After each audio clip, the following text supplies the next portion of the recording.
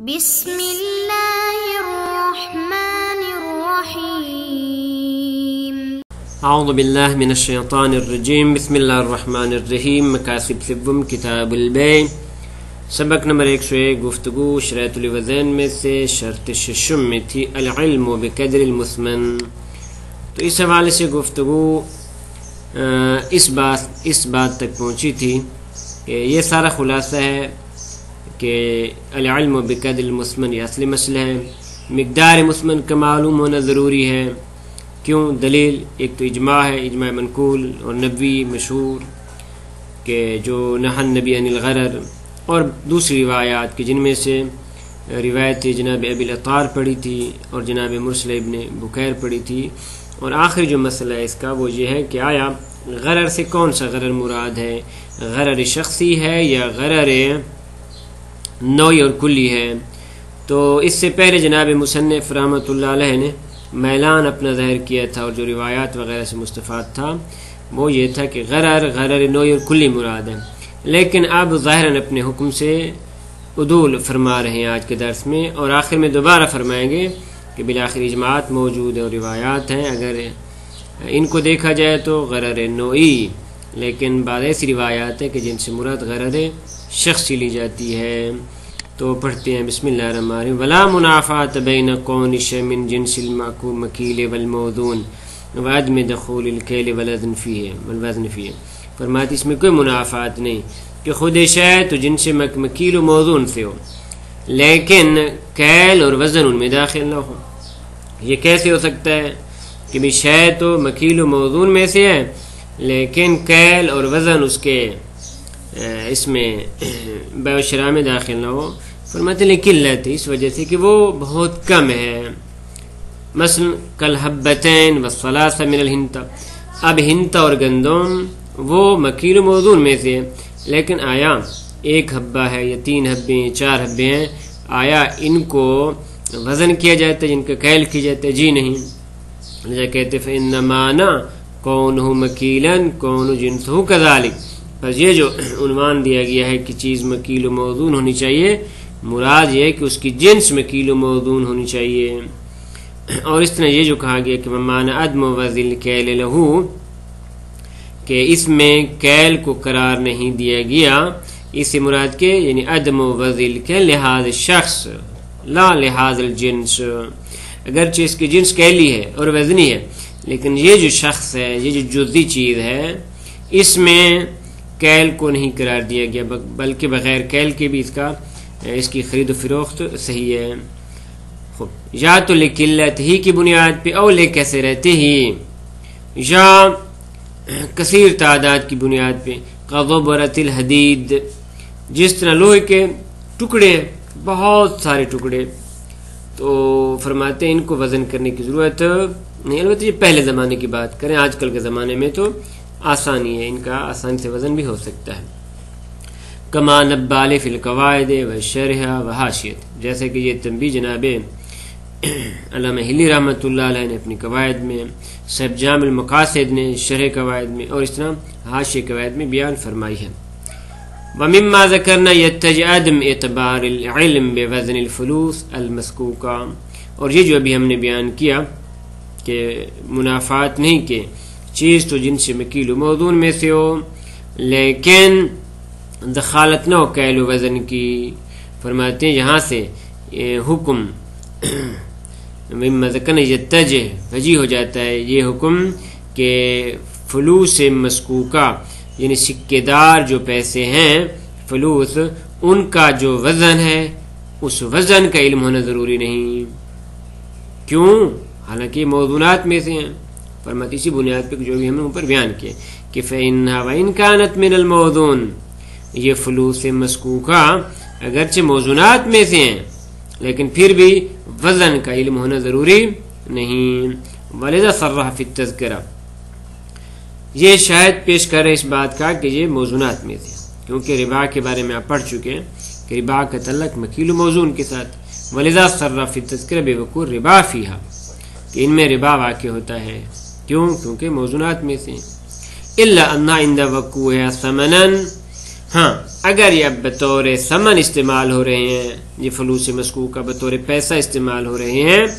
تو حکمھا کالمعدود، تو ان کا حکم مثل معدود کے ہے، گننے جانے والی چیزوں میں سے ہے، لذا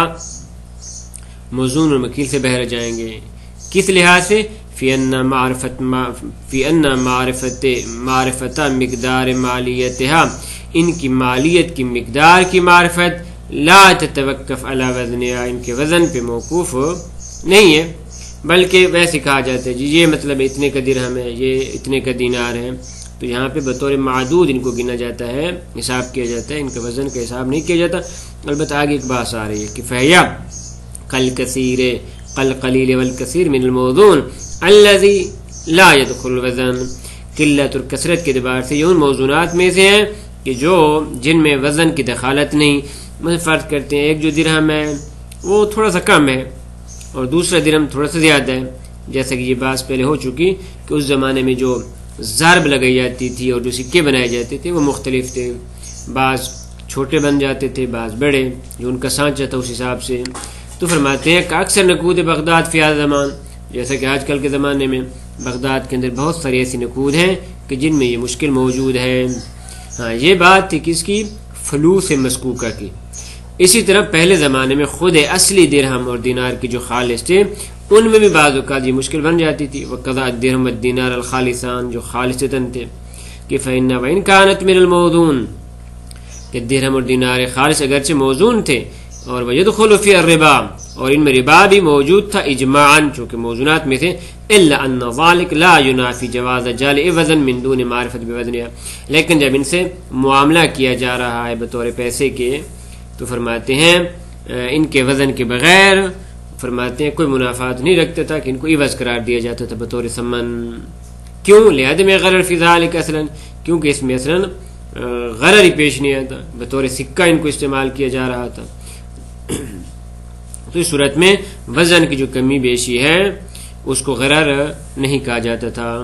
وَيُؤَيِّدُ ذَلِكَ، اور یہ مسئلہ جو ابھی ہم نے پیش کیا ہے کہ اس میں غرر نہیں ہے، فرماتی اس کی تائید جریان سیرت الناس علی المعاملۃ بها، عوام الناس کی سیرت کا جریان ہے کہ ان کے مطابق معاملہ کرتے تھے، من دون معرفت الاغلب بوزنه، کہ اغلب اوقات ان کے وزن کو نہیں دیکھا جاتا۔ نعم، ہاں اگر وزن کی کمی بیشی فرماتے اس کو بطور عیب ذکر کرتے تھے، اس صورت میں کہ اگر نقص وہ اگر ان کی تفاوت قیمت کے باعث بنتا۔ نعم یعتبرون فیہا عدم نقص عن وزن المقرر فی وضع من حیث تفاوت قیمت بذالک۔ نعم یعتبرون فیہا، یعنی ان درہم و دینار میں وہ یہ معتبر مانتے تھے، سیرت الناس اس طرح تھی کہ وہ کہتے تھے کہ عدم نقصھا عن وزن المقرر فی وضعھا، فرماتے ہیں کہ جو اس کی وضع قرار دی گئی ہے ان درہم و دینار کی، اس سے فرماتے ہیں ان کی کمی نہیں ہونی چاہیے، ان کا جو وزن رکھا گیا ہے اس سے کو فرماتے سے کم نہیں ہونی چاہیے، لیکن کس حساب سے؟ من حیث تفاوت قیمت بذالک، اگر اس وزن کی کمی کی بنیاد پہ ان کی قیمت میں تفاوت پیدا ہوتا تو وہ کہتے تھے کہ فالنقص فی عندهم بمنزلۃ العیب، تو کہتے اب اس کے اندر عیب آ چکا ہے، نہ یہ کہ غرر والی بات نہیں تھی۔ ومن هنا لا يجوز اعطاء الناقص منها، اور اس بنیاد پہ ان میں سے جو ناقص تھا ان کو دینا جائز نہیں تھا بطور ثمن۔ کیوں؟ یہ ایک دوسری بنیاد پہ، لکون غشا و خیانتا، اس وجہ سے کہ یہ غش تھا اور خیانت محسوب ہو رہی تھی، بس اس میں باعث غرر اس حساب سے کہ جو بطور وزن ہم نے ذکر کیا ہے وہ ان میں شمار نہیں ہوتی تھی۔ وَبِهَذَا يَمْتَازُ الدِّرْهَمُ وَالدِّينَارُ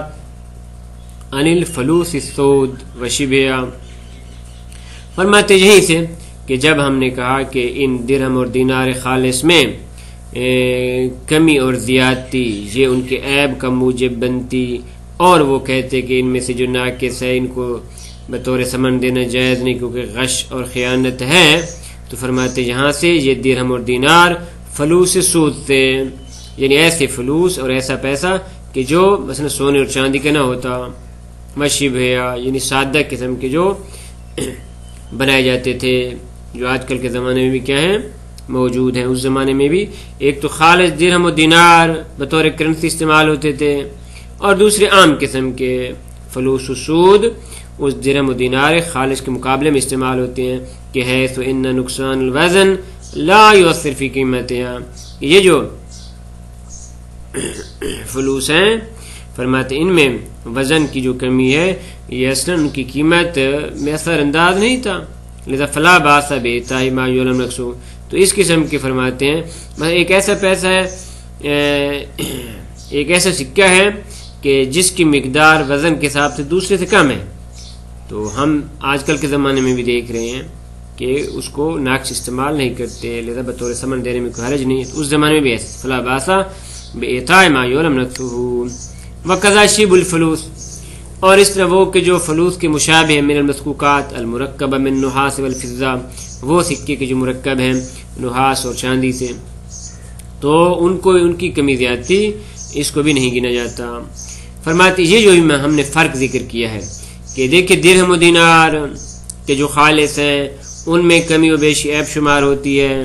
لذا اس میں رعایت کرنا ضروری ہے. لیکن باقی جو مسکوکات ہیں اور فلوس وغیرہ ہیں سکہ دار قسم کے، ان میں فرق نہیں. تو فرماتے ہیں یہ دونوں کے درمیان، خالص اور عدم خالص کے درمیان جو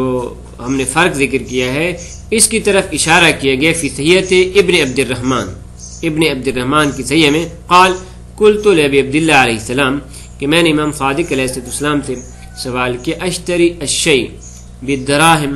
میں ایک چیز کو درہم سے خریدتا ہوں، فآت الناکث الحبہ والحبتین، پھر جب میں بیچتا ہوں تو ان میں نقص ہوتا ہے. کتنا نقص ہوتا ہے؟ ایک دانے کا یا 2 دانوں کا. تو قال لا حتی تبینہ، تو جناب نے فرمایا نا آپ کے لیے اتنا بیچنا ٹھیک نہیں، حتی تبینہ، یہاں تک اس کے لیے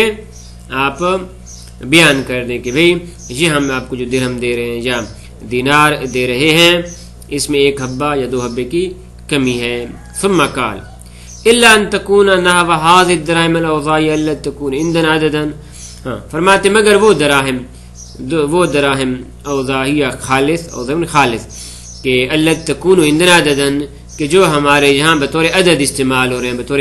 کرنسی استعمال ہو رہے ہیں، تو ان میں اگر اس قسم کی کمی اور زیادتی ہے تو اس کی رعایت کرنا ضروری نہیں، بشرطے کہ لوگ اس کو عیب شمار نہ کرتے ہوں. وبالجملہ خلاصہ کلام کا یہ ہوا کہ فإناعة الحکم بوجوب معرفت وزن المبیع وکیل المبیع مدار الغرر الشخصی قریب فی الغایہ، کہ حکم کیا تھا کہ وزن مبیع اور کیل مبیع کی معرفت واجب ہے. یہ حکم مربوط ہے غرر شخصی کے ساتھ، قریب فی الغایہ، بہت زیادہ قریب ہے. الا ان الظاہر کون مخالفا، مگر جو کچھ ظاہر ہو رہا ہے کلمات صاحب سے وہ یہ ہے کہ نا غرر نوعی ہے، غرر کلی ہے. الا ان الظاہر کونہ مخالفا، کہ یہ جو اناطۃ الحکم جو ہم نے آخر میں بیان کیا ہے، فرماتے ہیں یہ مخالف ہے لکلمات الاصحاب فی موارد کثیرہ، بہت سارے موارد میں، کہ ان کی مراد نوعی اور کلی غرر ہے. وصلی اللہ علی محمد و اہل بیتہ الطیبین الطاہرین.